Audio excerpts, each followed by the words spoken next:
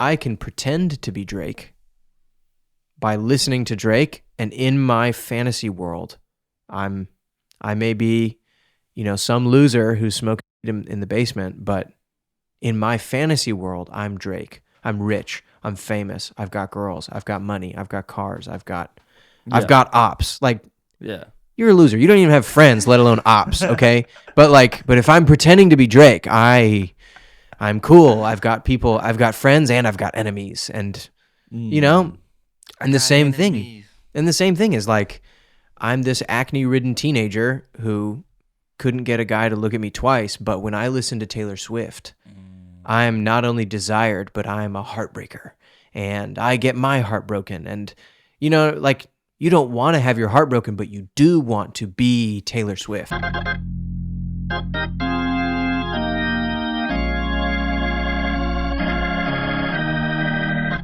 If you've been with Get to the Heart for a long time, you know that Bailey and I can go all over the place. And this is one of those episodes. The core idea is the power of narratives to shape our life. We talk a lot about bad art versus good art, and we finally end with the Logos, the message that God is trying to tell humanity, embodied in Jesus, about the way that the world truly works. So stick around for a conversation about art, about truth, about narrative, and about meditating on the scripture. Some missionaries go to a witch doctor, and they play some records for them, and they're basically like, oh, that's the witch doctor music. And he's like, I'm sorry, what? They're like, oh, yes, our witch doctor uses drum sounds like that, like boom, cats, boom, cats, boom, cats. Like our witch doctor uses those sounds when he does his demonic rituals. And then they're like, see, the backbeat is demonic. Is rock and roll music demonic? I don't know. I don't buy it. Really? No, yeah, I don't know. I've heard some people say that like instrumental music can be demonic, but I don't even know. I think first off, it's like, what does that mean for something to be demonic? You know what I mean?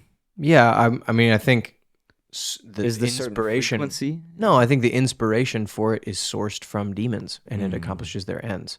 That's just a broad overview of what it means for something to be demonic. But I will say this: you can have art that is beautiful, and you can have art that is ugly.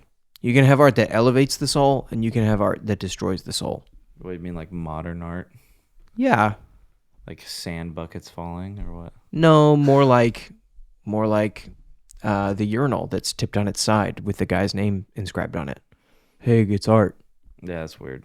Yeah, it destroys the soul to say that somehow I'm supposed to contemplate this and it's supposed to edify me or show me some truth or relate to me beauty. Like, no, there is ugly art that is bad and it destroys the soul. So you're saying that's the point of like the sideways urinal is like to confuse you. Yes. To transgress you're supposed to something. Contemplate. You're supposed to try to figure out why this thing is art and beautiful, but the whole point of it is that it's like replacing and confusing and changing. I think in the truest sense, I don't know how to describe it, but deep down in my heart, I know that in the truest sense, that is satanic. To offer something and then say like, this is art. And you're like, no, it's not. You're like, yes, you must accept it as art. And that, something about that at its very core, to me, represents the satanic. Of like, you must accept something that hurts your soul. I think the part of the reason why it gets down to the core of the satanic is because that was the lie about the tree. Oh, it's going to make you wise. God said, this will kill you. Satan says, it will make you wise. And to try to pawn off ugly art and say, somehow this will make you wise. Oh, you just don't get it. Yeah. This is art. You just don't get it. And so, like, it's like you have to eat the apple. You have to. Is that like the secret club or something? Like, you just don't get it. You're not a part of the club. Well, yeah, I think you don't know what modern art is all about. Yeah, I think that is also a satanic tactic. That God does not hide secrets like that. He doesn't shame people for being out on his secrets. Right. He freely, he will give wisdom to anyone who asks. No questions asked. As long as you will adhere to that wisdom when he gives it, he'll give it to anyone who asks, as long as you truly want it and want to live by it. But so why is the sideways urinal evil though? Like, because it's not art. It's not beautiful. And to try to ridicule me into accepting it like the tree of knowledge of good and evil, to try to say like, oh, you just don't get it. You have to gain the wisdom that I have, which really, to gain the wisdom, you must destroy your conscience. That's the trade-off. Oh, to truly understand how wise this is, you must go against your conscience. And that's the... Yeah. You know, and it's evil. It's satanic. So, like, destroy the conscience. You're not necessarily talking about morals, though, right? Or are you? Like, when you say, you're just saying destroy what you know to be true. I know that's not beautiful. Yeah. That is an object that I'm meant to put my waist on. That is not beautiful. That's not art. You have put no creative effort into it other than your only creativity was to creatively destroy my sense of beauty. Yeah. To like find a new way to cross the boundary into ugliness. Because that's like the point of modern art, right? Is it's all subjective. Yeah. But what you would say is that like there's a certain point where art does not is not subjective. I would say this. I would say because God is who he is, because God is eternal, beauty is not subjective. At some level, there is an objectivity to beauty. And because you were made in the image of God, your soul knows what it is. Because I even think about the idea of saying, well, there's, ugly art can be good art in the sense, or like, like some people like certain types of music, and some people would say, oh, that's ugly music, but it's still good music, quote unquote. But once you assign that term good to it, you have to have some type of backing of what good is. Yes. Because most of the time, I think when you're saying good, you're not actually using the term good in the true sense of the word, which is like a moral... that it edifies your soul in some way. Or, what does good mean, first off? And then I think most of the time when people are referring to an art form, it's like, oh, that's good art, is you've enjoyed it. You enjoyed it. Mm-hmm. Which it left some positive impression on you, I think would mean that you enjoyed it. Or the artist was skillful. Yeah, that's another way to put it. I want to, you went up, like if you listen to apologists, you often go up in the presuppositional apologetics. If you say good, you are presupposing that there is a good to be measured against. Yeah. And so therefore, because you attach value to this, there must be an ultimate determiner of value. But I'm even going top down because I believe that there is an eternal God who is all of reality, like who defines what reality is. And he is the source and generator of all of it. Like there is such a thing as beauty in this subjective lower world, even though there's such things as taste, because he exists, there is beauty. There is something called beautiful, and I can identify it when I see it. That means there's such thing as bad taste. There is such a thing as ugly. Yeah. And I would say that there is such a thing as bad taste. If you are alienated from that creator, you will not know what beautiful is. There's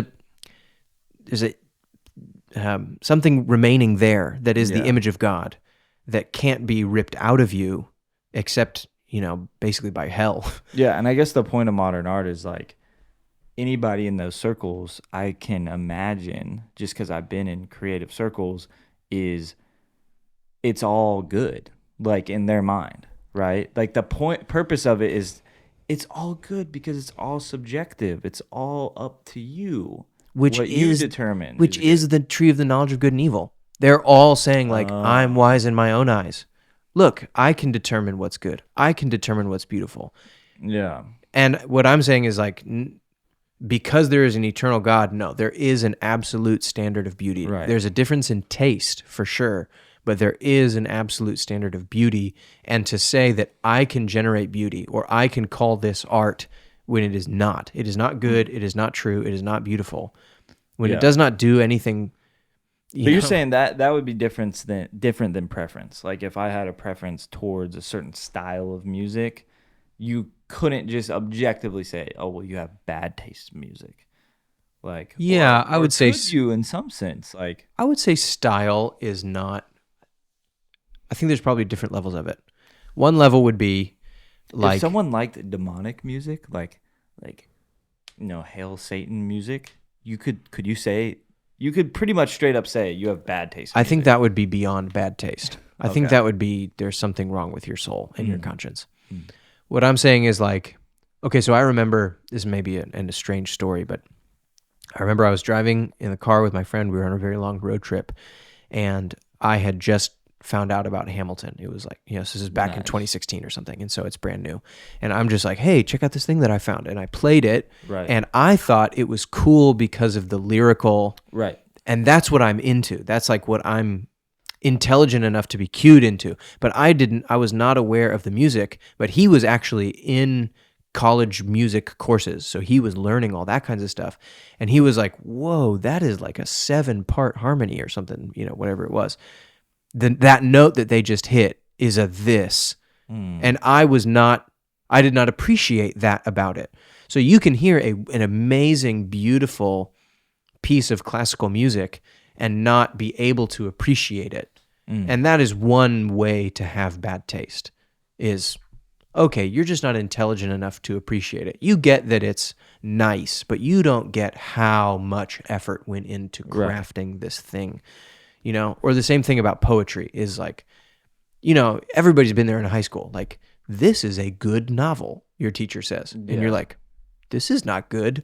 And basically, you have to be humble enough to realize, like, no, it is good. I'm just an idiot. It seems like there's kind of this back and forth in society right now where it's like we kind of went so far to listening to this. I don't know, like hip hop became the number one genre in the United States. And then that, started with Drake and then progressed into this like mumble rap, like nonsense, basically.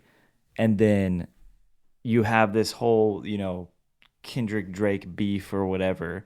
But Kendrick represents a true, he's not making gospel music, but in some sense, he represents a skill in a craft. And that so, Drake does not. I don't understand any of this, so you'll have to. Most people would say Drake does not represent that. He represents pop star kind of like a sellout kind of ghostwriters. Yeah. And then Kendrick represents like this person who's very skillful and would lyrically write and things like that. But the whole genre moved away from that lyricism. But it seems like when this feud happened, there is this kind of like, oh, I remember, like everybody all of a sudden remembered who, like I think deep down, even if you go towards this, like, I don't know, I'm wrestling with this idea of why so many people just enjoy this nonsense and they're like, oh, I just like the beat, bro. And it's like not that good of music. And then as soon as you put the real thing right there, like someone who is actually skillful in their craft, not just having ghostwriters, whatever, everybody realizes, oh yeah, like they respect the craft. They may not consume it as much. And it's like you remember exactly. Like, oh, there is something true that is good, objectively better about what this person can do. Yeah. I remember I had the exact same experience. It was right in the middle of when Marvel got really bad. Right. Like, right. Everybody knows it got bad. Everybody knows it got bad. But it was even like, Multiverse of Madness, Eternals. It was like lower. And it was the exact same experience. It was like, I knew it was bad, but I forgot that movies used to be good. And I watched Chariots of Fire. I was actually listening to a preacher, and he was telling the story about the movie Chariots of Fire. And I was like, oh, I'll go check it out. So I went and watched it. It was the Academy Award winner, Best Picture in the 80s or 90s, I think. And I was blown away. I was like, oh, movies used to be good. Right. This is a good movie. And it was like nourishing to my soul that I was like, okay, We have fallen very, very far. This is all garbage, but this is not how it has to be. Like there are such things as good movies, and and they're still out there, and they're on streaming services, and I can go and appreciate them and like them, and you know, The question is, what changed? Like, was our up until Endgame, were those good movies? I imagine actually, they were. my wife and I just rewatched them in the Okay. in the past 2 or 3 weeks. We did like all the highlight ones. We were like Winter Soldier, Civil War, Infinity War, Endgame, Right. and part of me, I was like, okay, Captain America picks up the hammer. And I'm like, all right, I remember being in the theater and my heart rate shot to like, and I'm like, yes. So I'm like, okay, Was part of AC/DC it comes on or something? part of it was hype. Yeah. Part of it was hype. Part of it was like being in the moment with the context of the rising action of these movies across the years. Right. Part of that was hype. And everybody, it was a spectacle. Everybody was there for this cultural event. Like, Yes. everybody grew up with these movies, or somewhat grew up with these movies. And then from Iron Man all the way, no, Spider-Man, then, jump over it. But from Iron Man all the way up to Endgame, and you're all gathering there. And Yes. you'd go, like, some people went multiple times. Like, my best man for my wedding is went, I think, 7 times. 7 times dude. into the theaters? Bro, Jax, he is a like Marvel phenom. He was like, we grew up watching all the movies. He'd go with his uncle.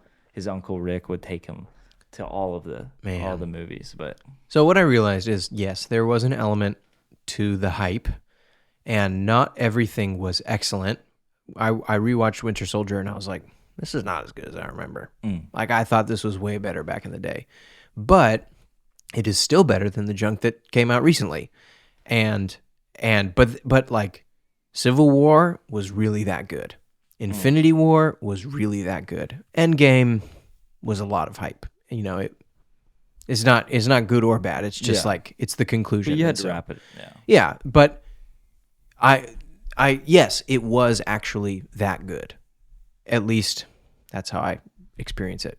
And it's not the same as truly good art, like, So did the same thing happen? I guess like the same thing happened in cinema that modern art tried to influence, which is this is I don't know, are they trying to pass it as good, or is it just they don't even care? Like, is it like, hey, we're gonna make money off this regardless? Obviously it has something to do with the people that are making yes, the thing. yes.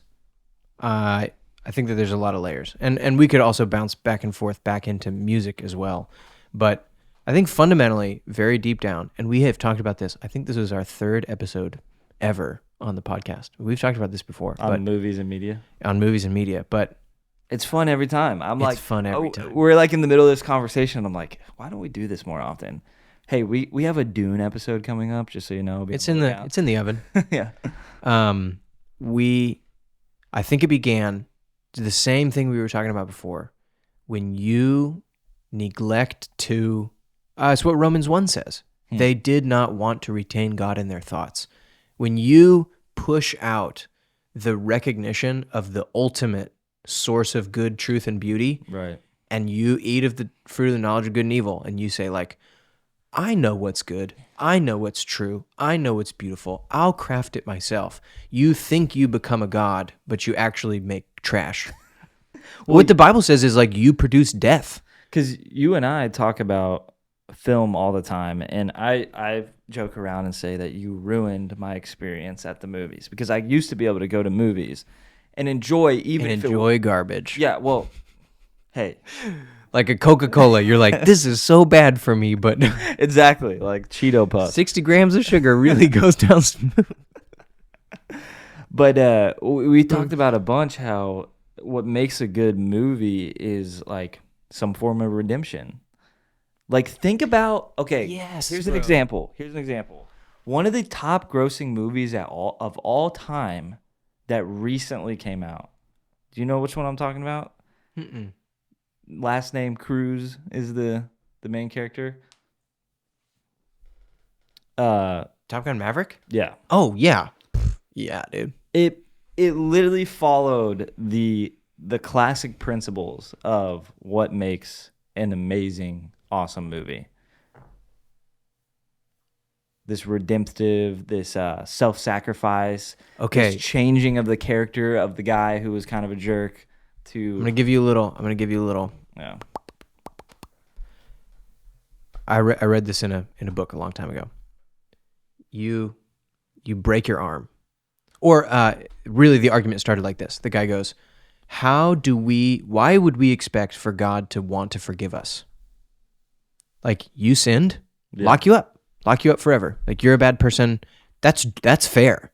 You know what I Yeah. mean? You transgressed the law. Like, this was the appropriate. God told you this is what was going to happen. Yeah. So you sin, and there you go, in the slammer. You're gone. Goodbye.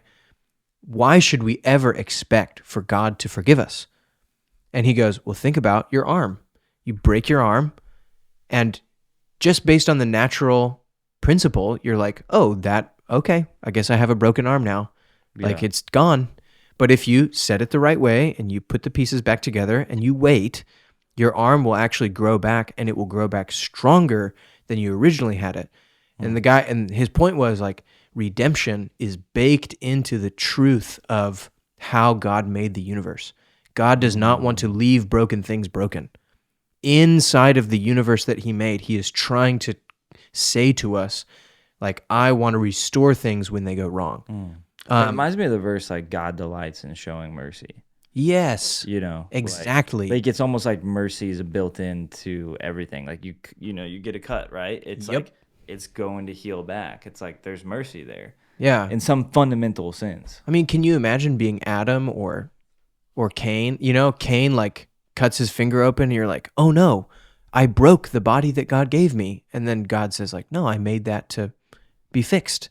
Like, I fix things. That's who he is.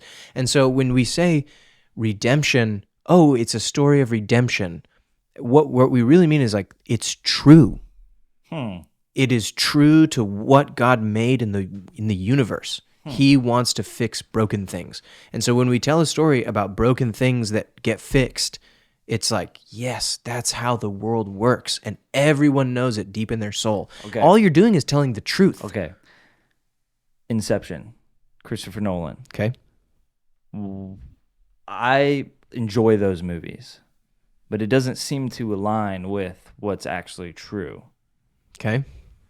And maybe you can correct me on this, but it's like the end of the movie leaves you kind of, you don't know if it's real life or a dream. And that's, I don't know, it kind of haunts you, where it's like, what actually happened there? I guess though, there is like I think maybe that's the genius of Nolan, is he takes you to this, you know, and I think of Interstellar. There's a redemption to it.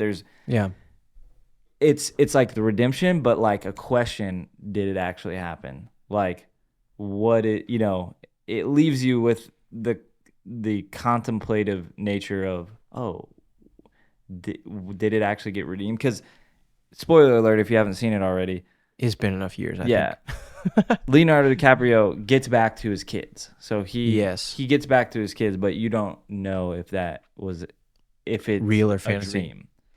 And then I think of Interstellar, and in Interstellar, Matthew McConaughey ends up being his daughter's ghost that led them through gravity all the way back. But even at the end of that, you're left a little dissatisfied, because he makes it back, he gets saved. They're in the future at this point because of relativity, and then he ends up on this, man-made planet thing where they recreated his old house, and he's like, and he's waiting for his daughter, who's old now, to come visit him, and she's the one who like kind of saved everything, took the whole Earth into the new plane of multi-planetary species, and because at first he gets back, he's like, oh, it's like Cooper Station, and he's like, oh, how great that y'all named it after me, and he's like, no sir, it's named after your daughter, and but she always talked about how great you were. But then at the end, he sees her, and then she's like, yeah, but I have a family now. Like, go and leave and be with the girl who is planting the new planet that's by herself. And so he doesn't even get to see his own daughter like pass away. He just leaves. And so you kind of are, I don't know the ending, but it's still a fascinating movie. So my question is like, I probably went too far down that rabbit hole, but like, I guess I'm answering my own question is like, there is those principles in the movie still. When you tell the truth, Yeah. your soul recognizes it. When you tell the truth. I guess there's something still enticing about a lie though. Like you can still enjoy a lie. You know what I mean? Can you really? To a certain degree, right? You enjoy, like, if Cheeto Puffs are a lie, Yeah. you know, they're not real food. Many people enjoy those. I think we are getting to the core of what Paul is describing, like in Romans 8. To be spiritually minded is life. To be carnally minded is death. There is pleasure to a lie. Back to the tree of the knowledge of good and evil.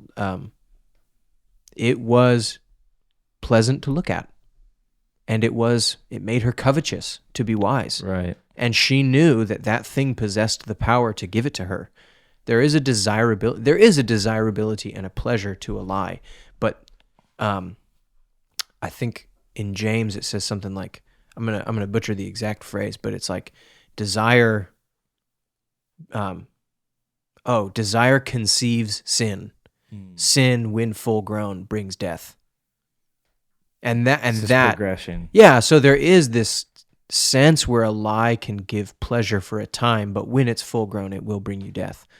And that, in a macro scale, I think is where our culture is. What verse is that again? Do you know? It's in James, from the KJV. When lust hath conceived, it bringeth forth sin, and sin, when it is finished, bringeth forth death.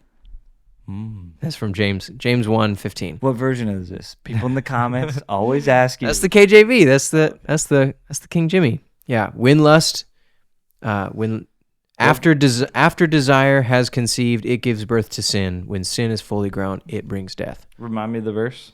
James 1:15. 1:15. So there is a certain kind of pleasure to sin. There is a certain kind of pleasure to a lie. There is a cheap way to what you think God has promised. Yeah.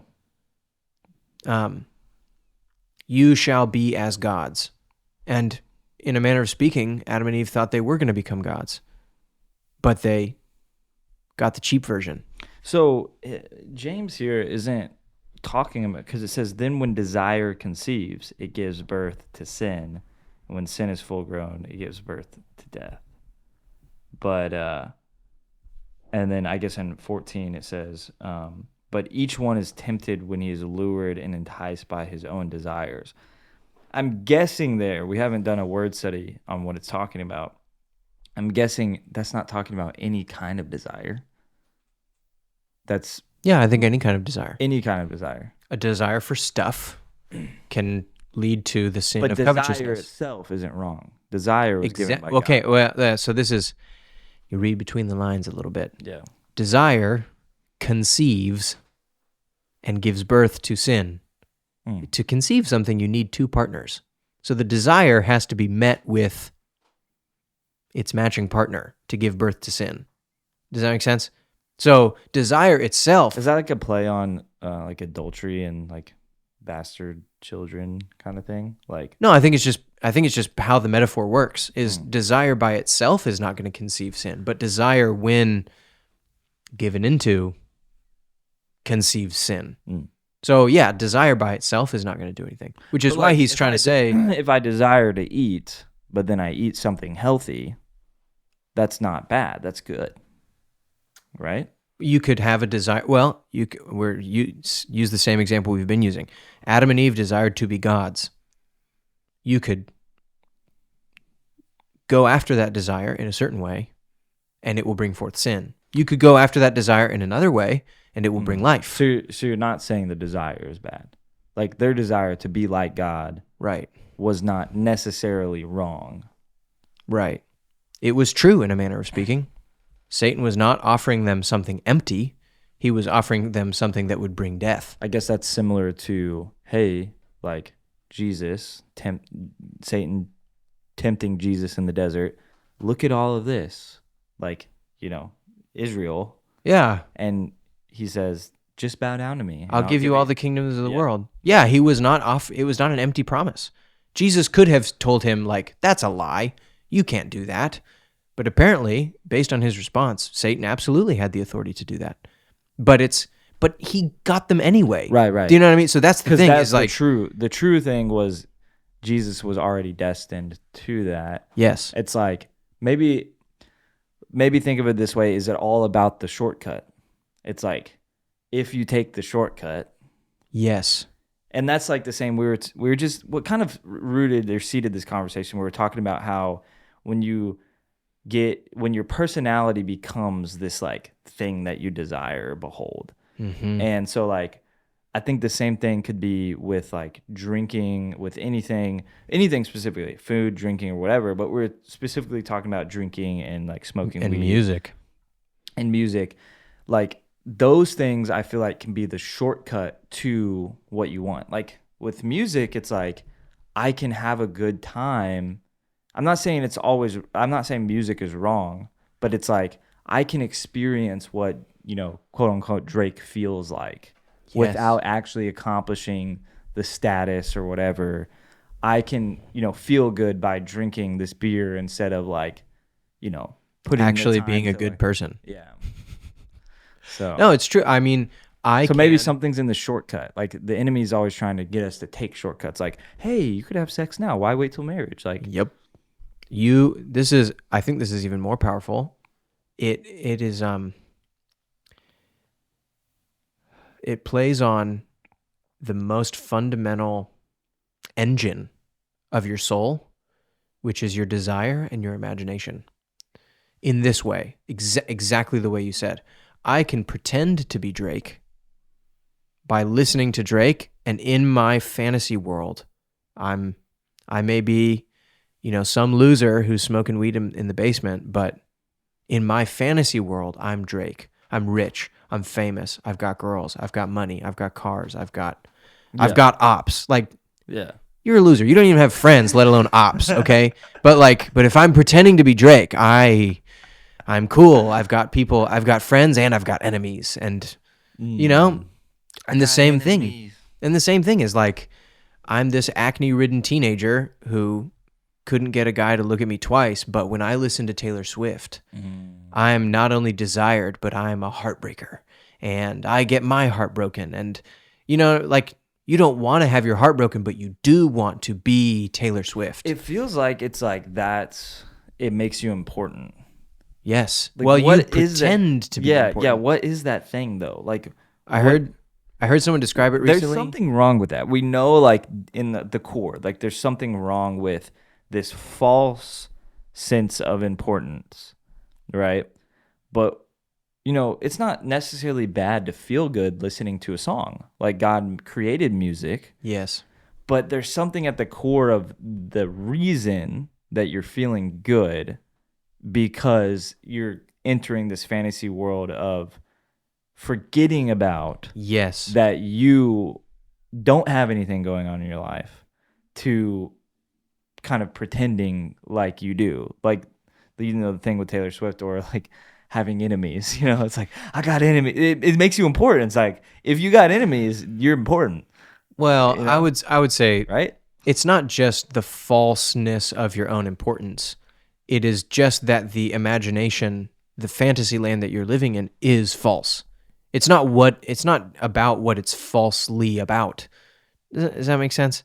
I mean, in the same way. But then why is you could listen to sad boy music, and you're like, well, you're not sad.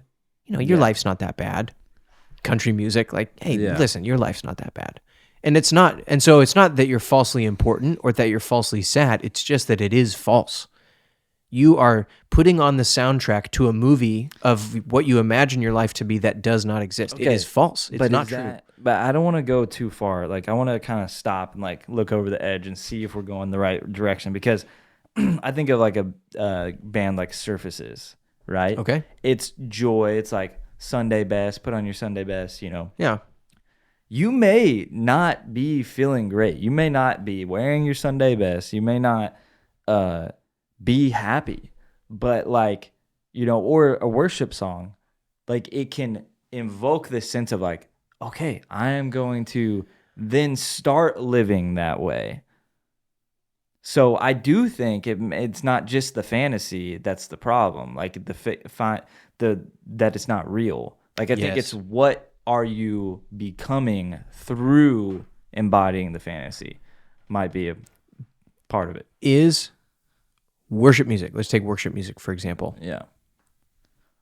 I see the Lord seated on the throne, and the train of his robe fills the temple with glory. To fix my mind on that, and to in my imagination, to be Isaiah sitting in the throne room is not actually happening to me. But to fix my mind on, I see the Lord, and the train of his robe fills the temple with glory, and the whole earth is filled with his glory. That's a song. Yeah. That's true. And the truth of that statement edifies me because it is true. God really is seated on the throne. He really is high and lifted up. The earth really is full of his glory. And I do want to cry holy because that is true about who he is and what is actually happening in the universe. So it's not about whether the song is true about me or true. You know, I'm not Isaiah. I did not get to see that. But that song is edifying me because it is speaking about something that is true. And while a song by Taylor Swift or a song by Drake may have really happened to them, it isn't true if I live in it, if I live that thing that they're saying. Okay, so explain to me because I have some Taylor Swift lyrics in my mind right now. Okay, yeah. She wears short skirts. I wear t-shirts. She's cheer captain, and I'm on the bleachers. Yeah. So, I feel like to girls that's relatable, right? Like it's like it's relatable to most people. There's only one cheer captain, but you're the girl on the bleachers that you know the guy really likes, or like that she really understands the guy that she likes or whatever. Is that all? Like, what is wrong with feeling known by that? You know what I mean? I'm just trying to understand. Like, I don't know if anything's fundamentally wrong with the song. Okay. It is a true experience for some people. But what I'm saying is when I listen to that song and I sing it at the top of my lungs and I pretend that there is a boy who does not exist really, but that he prefers the cheer captain to me. No, the other way around. No, yeah. The Oh, is boy that what it prefers is? the cheer Oh, okay. captain to me. Yeah. But that boy does not exist. And so you are pretending that I'm desirable like Taylor Swift would be desirable. When Based really, on a lie. Based on a But lie. with the truth of worship music, it's like that is actually true. That about is actually you. true. Yeah. Yeah, the fact that God is high and lifted up, that he's worthy of praise, that he's holy, that he's all these things, that I'm forgiven, that I'm saved, that I'm washed clean. So maybe the problem is it's like the foundation in which we always end up talking about identity, right? But it's the foundation of identity, kind of, because it's like, I am valuable. Why? Well, because I'm the different, I relate to Taylor Swift and she's amazing. And I'm the different girl that actually understands you. And if you would just recognize who I am, the really interesting introvert, then we would fall in love and have this love story. And that's, I feel like, a narrative, right? Like Peterson always talks about how the foundation of any truth or ideas is rooted in narrative. And what better to kind of get these narratives in your mind than music? And I think that's why we, like as former ministers or former pastors or campus ministers, whatever, like vocational kind of ministry is like why you always cautioned different kinds of musics to listen to, because it forms this narrative and you really see it starting to shift society. I feel like it's if the enemy can change the way people think about themselves and who they are,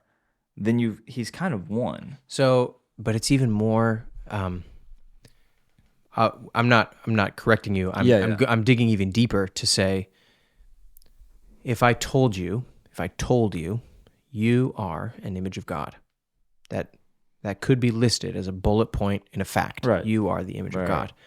That is never, ever, ever, ever, ever, ever going to have as much power as a story that I tell about myself. And the story that I tell about myself is that she wears short skirts and I wear t-shirts. That's who I am. I'm telling this story about myself that I am. Right. And you have painted an entire movie script for yourself. And Taylor Swift is the soundtrack to that movie script of who you think you are. You know what I mean?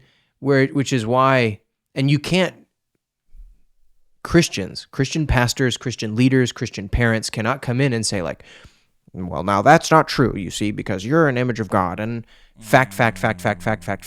While their teenagers are like, yes, like the music and the movies are doing it the way it's supposed to be done, which is telling you the story about yourself.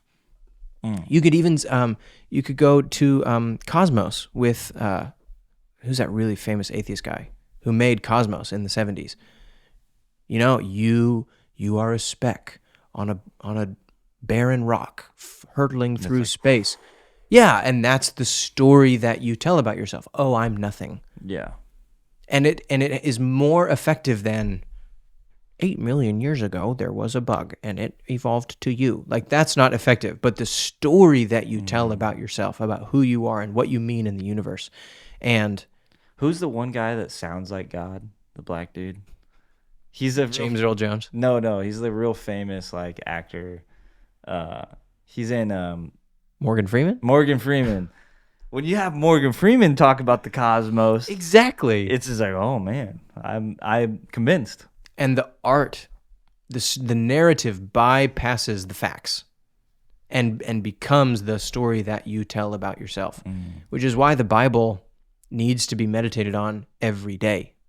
Yeah. Because it is not about the facts. It is not about nailing down the doctrines. It is about making that story my story. You know, that's fascinating, because one thing that I've noticed about my own life, and this has been a particularly new and difficult season for me, and it's led me to really think about like, who am I and like what makes me me.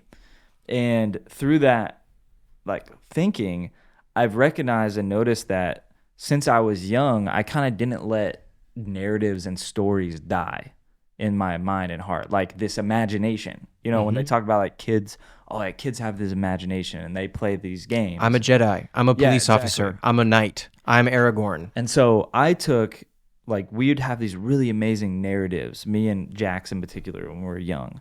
And I took those things actually very seriously to the core of my identity, which was that there's a special story for me to walk out. There's a purpose for my life.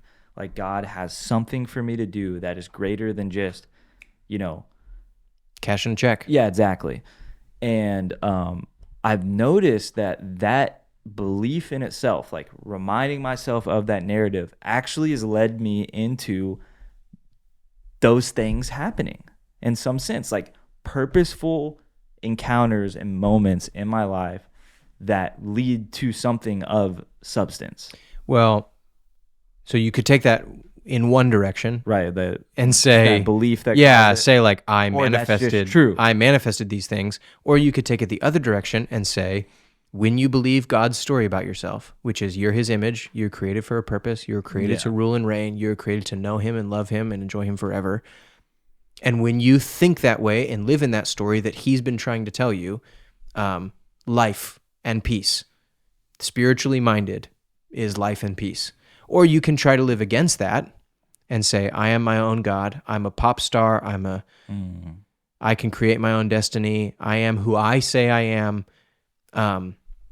you will crash on the rocks of Yeah. reality, And and it will bring death. And so many people, like you see this with prosperity gospel. So many people take God's story and then turns it actually into theirs, to where it's like, oh, I'm God's image. That's why I will be rich and famous. Instead of like, Yeah, no, but that's God has a plan for me. What is that plan? I'm learning and growing throughout that plan.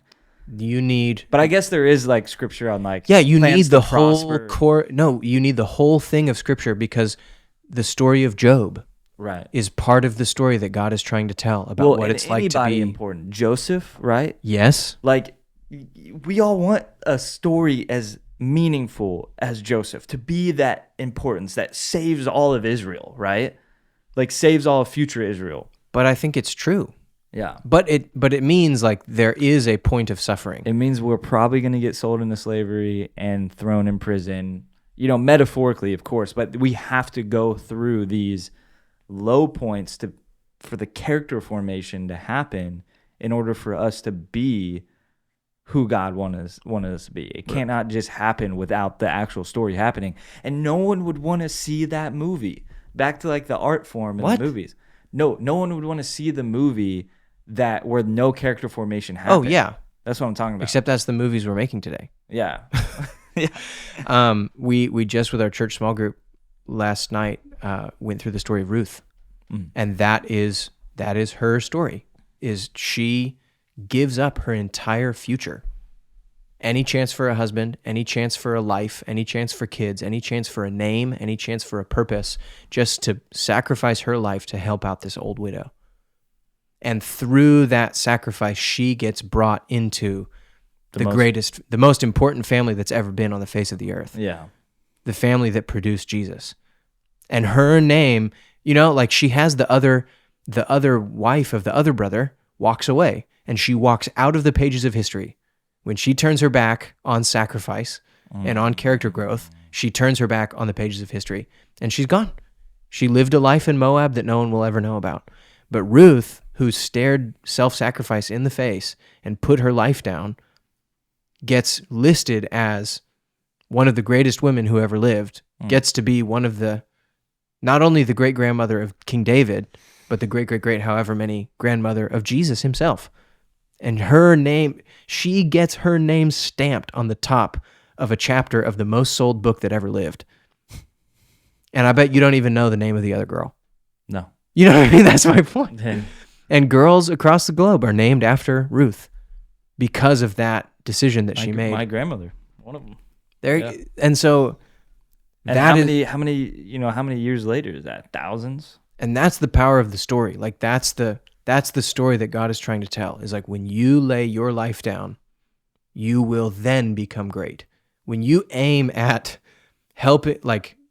when you aim at an empty, so to speak, life, but a life that goes nowhere to help someone else, that gives up of yourself to help someone else, that's when your name gets written down in the history books.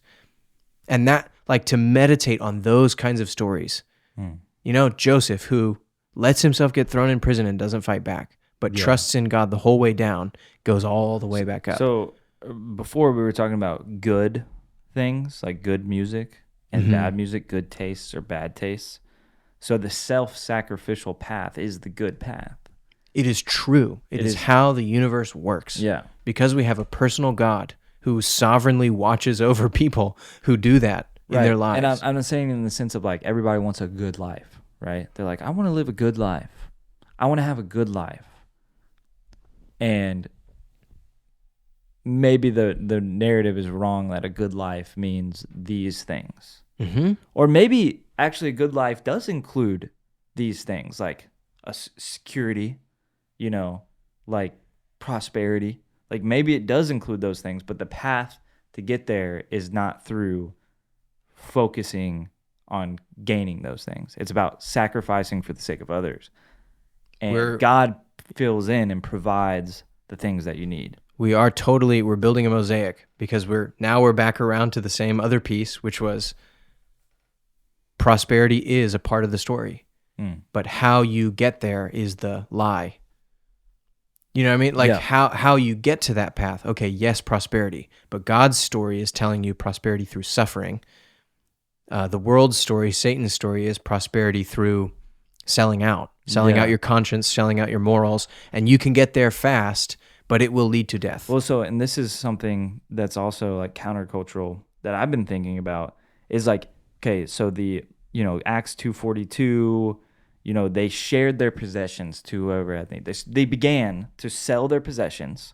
This early church began to sell their possessions and distribute the proceeds to whoever had need. So everybody was taken care of, right? Like, us as a conservative people, it's like, oh no, watch out for the tyranny of socialism, But in some sense, there is this idea in economics right now where or this truth in economics where in order for people to, like, in order for you and I to be rich in the sense of like, and you have to compare yourself to other people to be rich because Yeah, rich is a relative term. yeah, because we're rich right now in some sense.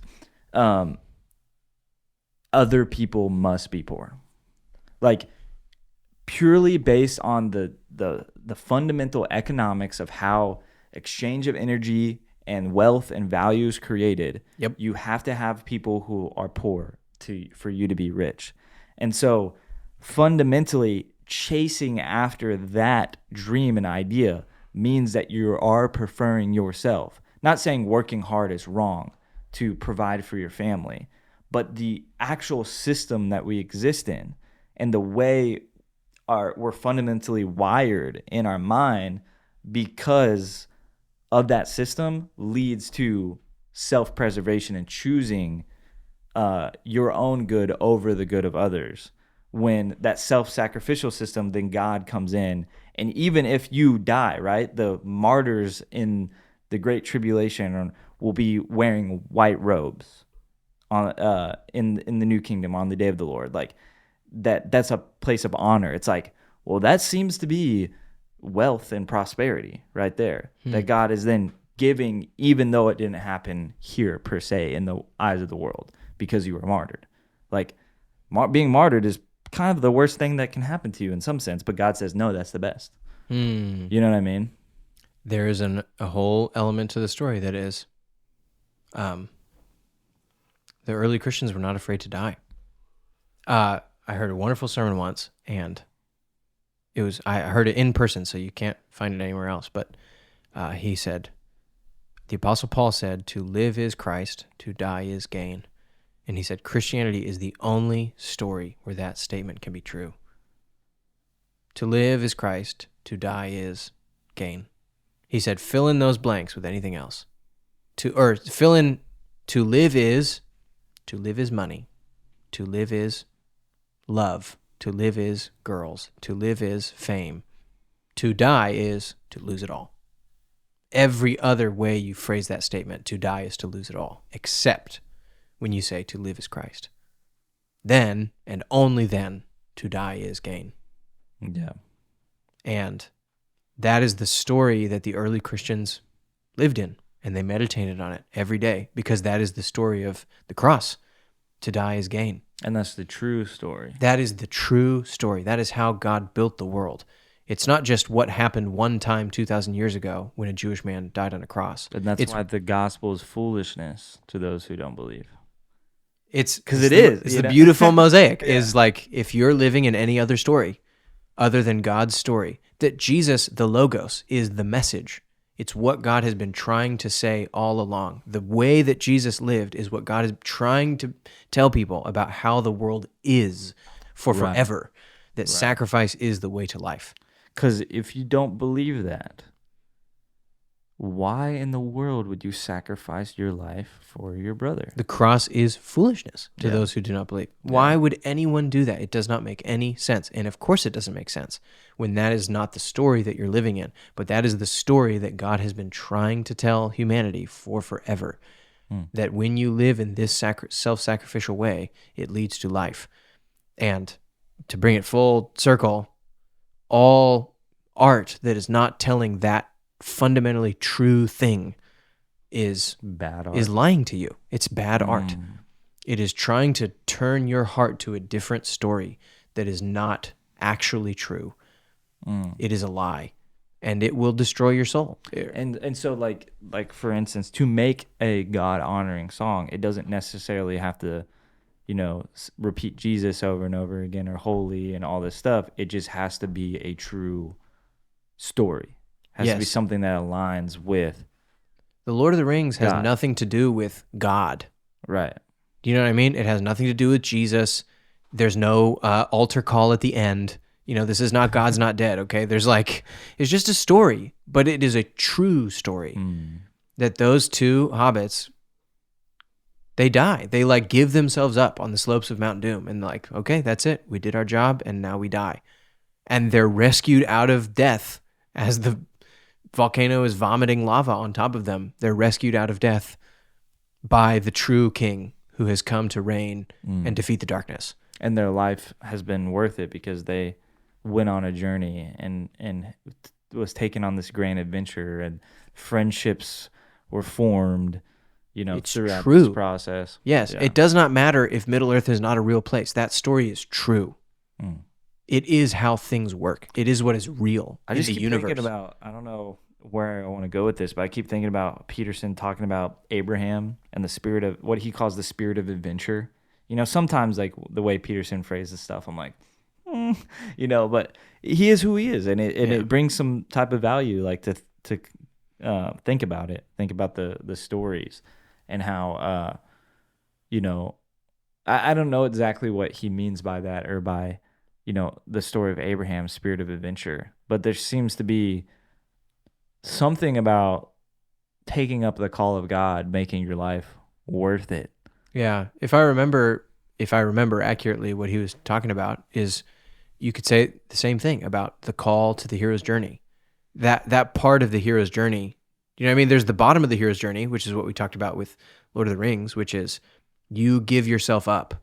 And when you offer yourself, and not just maybe your life, but your sense of self and who you are and what makes you you, once you die to that, then you have the power to defeat the darkness, and you can come out the other side of the hero's journey. But at this initial stage of the hero's journey, there's that call to adventure. There's hey, you have a safe, ordered world, or you think it's safe and ordered, but you have not generated any of that order. And until you yourself leave to go combat chaos and generate that order for yourself, your soul will be poor. Your soul will not be what it's made to be. And the Spirit of God is the thing that is calling you, you need to grow up and become the kind of being that can take chaos and order it. That's what God is like, and that's what it means to be the image of God, to see a wilderness and make it bloom. God is the one who has the power to do that, but he's inviting you to be that kind of being who partners with him in that job. And a story that tells that story, that you must leave the order to go combat chaos and become that kind of person who is an ordering person, which is a difficult thing to do, is the hardest thing to do. Yeah. And that's his point about Abraham, is go to a land I will show you. Why is it the hardest thing to do? It's the hardest thing to do is what makes it worth it. I think it is the initial stage.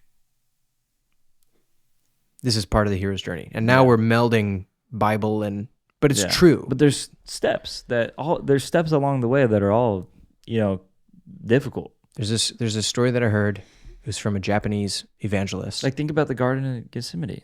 That was that wasn't the beginning, but it was difficult. Where this journey ends you up, when you see a problem and you go to fix it, and that problem fights back and fights back and fights back and fights back, and at the end of the journey, you realize that the problem lives in you too. You went to go solve an external problem until you realize that the problem is inside you. And when you let that problem be put to death, when you let the evil inside you get put to death, is when you have gained the power to truly defeat the external problem. When any foothold that Satan has in me is put to death, that's when I have the power to resist him. When I give the Apostle Paul in Galatians, I no longer live, but Christ lives in me. I have been crucified, and now Christ can live in me.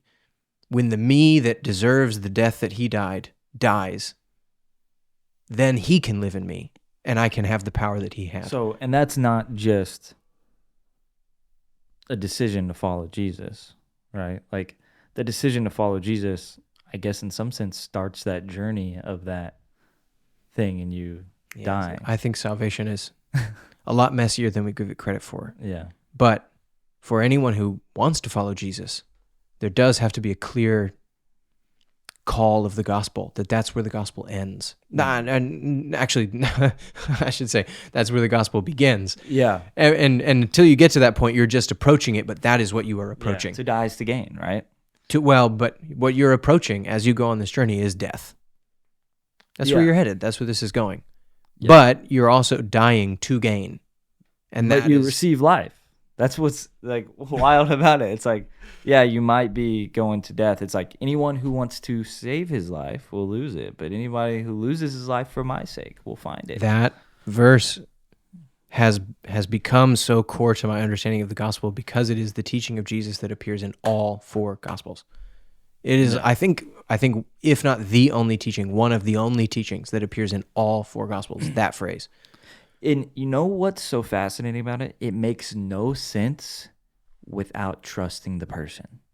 And that's what's that's what's amazing about it. That's what faith is, right? It's like, yeah, the gospel makes no sense unless you believe the person telling you it. Yep. And that is what's wild about it, because it doesn't actually like, wait, to die is to gain. It's like, yes, trust me. You can't. So I think this is probably, we got to land the plane, and this is probably a good enough place to land it as any, I was probably the same Jordan Peterson thing that you're referencing, but he talked about belief. Prove to me that God exists is like, God doesn't operate that way. It's not, that is totally foreign to, do you know what I mean? Like, God is not a scientific proposition that you can find and put in a test tube. To believe in God is fundamentally to walk out the story that he is telling. So I was trained really early on in my ministry career, like, when you're doing evangelism, do not ask people, so do you believe in God? That's a stupid question. And it's not even the point. You are like, you've turned 180 degrees from the point and started your conversation walking in the wrong direction. Yeah. Don't start there. Because belief in the scripture isn't a mental acknowledgement like we see it today. It is actually to live in the story that God is telling. Yeah. And so the direction you want to head is, what story are you telling about your life? Well, this is God's story that he's telling about your life. Do you want to walk in it? Yeah, it's a tough one. It is a tough one. It is a tough sell. You can't put your faith. It's like you cannot serve two masters. You cannot put your faith in money or possessions and in God. Yes, that story excludes both. Yeah, to live is Christ, to die is gain. That's the story that God is telling you. The narrative you see so many times is, well, I go to church, I believe in God, but but the life shows that you trust in money and your things and you. But believing that there is a being out there who made stuff is not the gospel. God does not care about that, whether you believe he's there. James makes it very clear. The devils know that.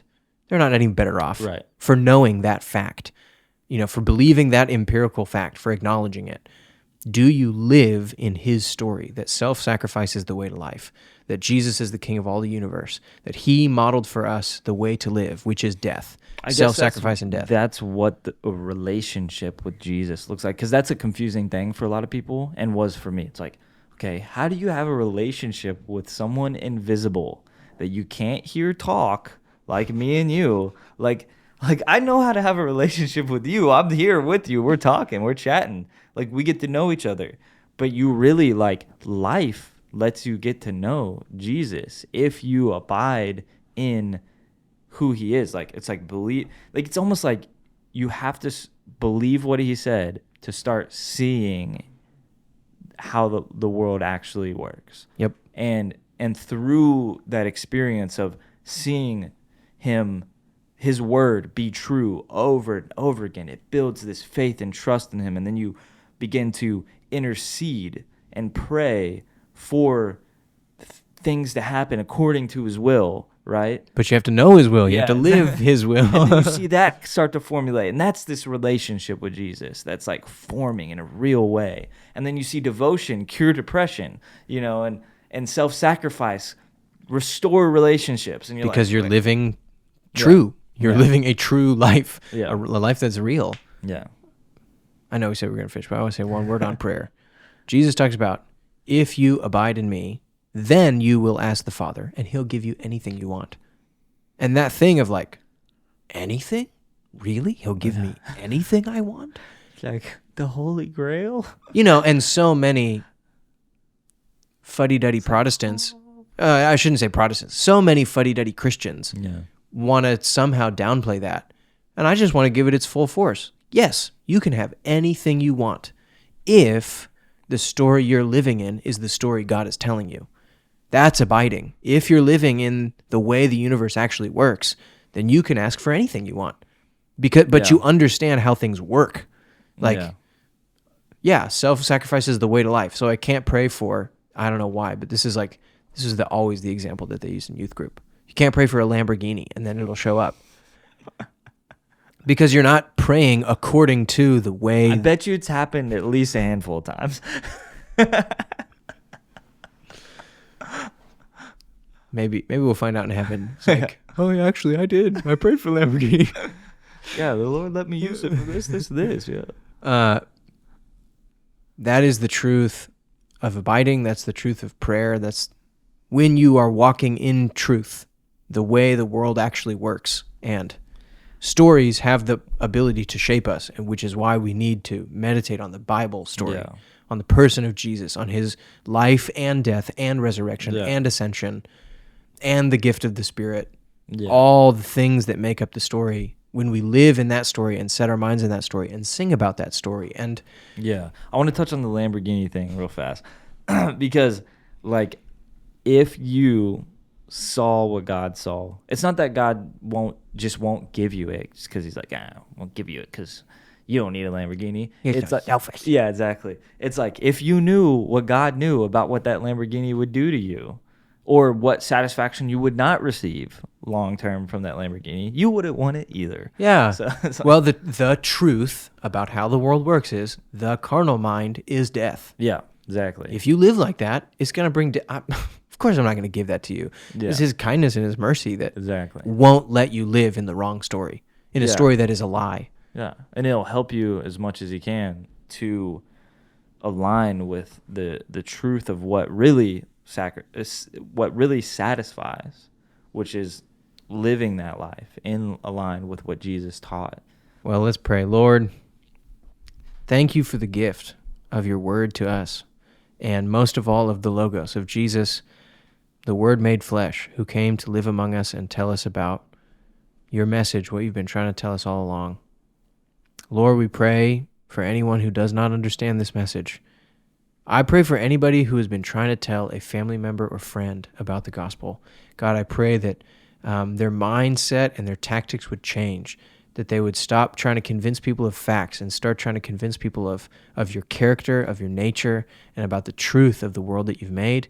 And I pray for anybody listening who doesn't understand it yet, God, that your Spirit would come and reveal to them the truth, not of my words, but of your word, about what you've been trying to tell them all along, about sin, righteousness, and judgment.